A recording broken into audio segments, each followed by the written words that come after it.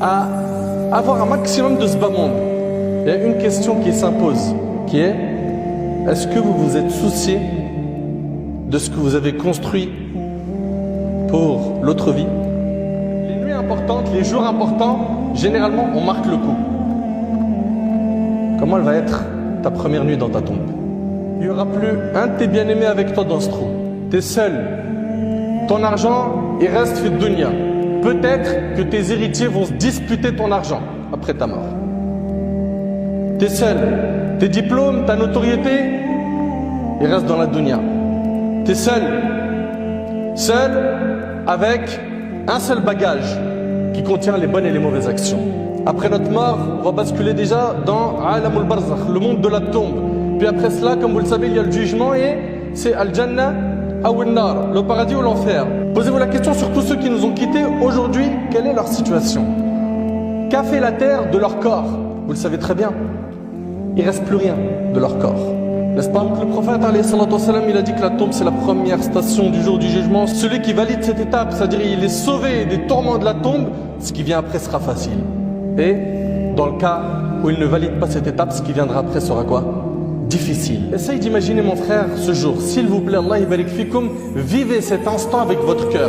On a prié sur vous, on vous a enterré, puis après tes proches commencent à te quitter. Et tu es seul dans un endroit sombre, ténébreux. On a espoir de vivre longtemps, on n'y pense pas à la mort. Chacun d'entre nous se dit: Mazel, j'ai le temps. Pourquoi tu nous parles de ça, mon frère? Dans ta course folle, derrière ce bas monde et les passions illicites, quand tu entends parler de la mort, tu ralentis. Tu freines. Et tu as besoin de ce rappel pour ton cœur, mon frère, ainsi que toi, ma soeur. Quiconque revient vers Allah subhanahu wa ta'ala sincèrement, en se repentant, Allah tabarak wa ta'ala, il est Ghaffar, il est pardonneur, il est clément, il est miséricordieux.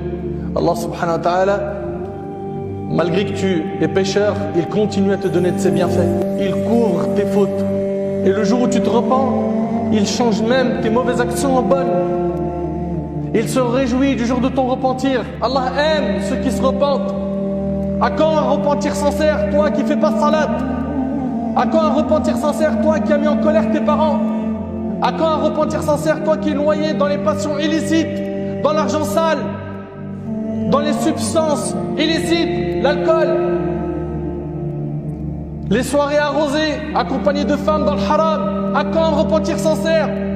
À quand vas-tu lâcher ce monde où tu as cherché à avoir une image auprès des gens et pas auprès d'Allah? Tout ça dans ta tombe ne servira à rien. Serviteur d'Allah, réveille-toi. Alhamdulillah, tu es en vie, tu as la